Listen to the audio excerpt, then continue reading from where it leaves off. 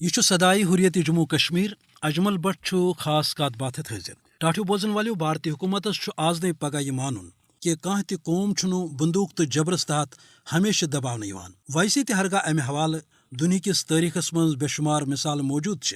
یمن من جابر تو ظالم حکومتن باپت عبرتک سبق موجود مگر بھارتی حکمران چونکہ فوجی طاقت بیتر ہندو بالادستی ہند جنونن فی الحال پاگل کرمت تو اوے تمن وژھن اچھن ہند گاش تو عقل ہند ہوش رومت تم نہ پنن جامن مز تو نہ کھانا سبق حاصل کرنے باپت تیار یل زن قشر ہند عزم کہ اس یم آزادی ہند عزم کورمت سہ منزل پراو اس انشاءاللہ ضرور تکیاز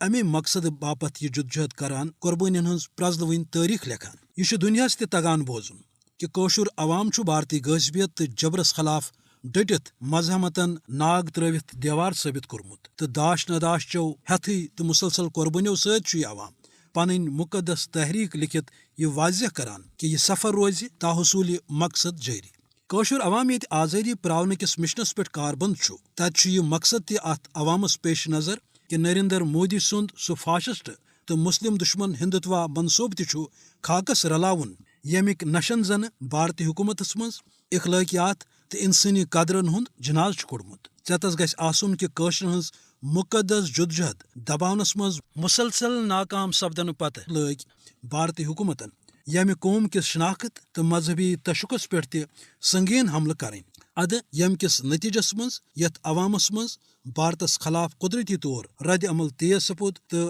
قشر عوام اس بھارتی غصبیتس خلاف تو نفرتس مز ہرر سپدنس ست واضح طور پنو نارو ست بھارتی فوج کن بندوق کن سائن مز تہ ونان کہ اس تھاو یہ مقدس جدوجہد جاری تاہم یل دنیاس تہ تگان بوزن کہ مقبوض جوم تو کشیر اندر بھارت چہ غیر انسانی پالسی جنیوا کنونشن تو عالمی قوانین ہن سنگین خلاف ورزی تیل ات پہ عالمی برادری ہن ژھوپ صرف باعث افسوس بلکہ قابل مذمت تہ سہ زن گو بھارت چہ مضموم پالسی سید سیود اقوام عالم باپت اخ چیلنج تہ خاص کات بات وز اند دیو اجازت خدائے سوال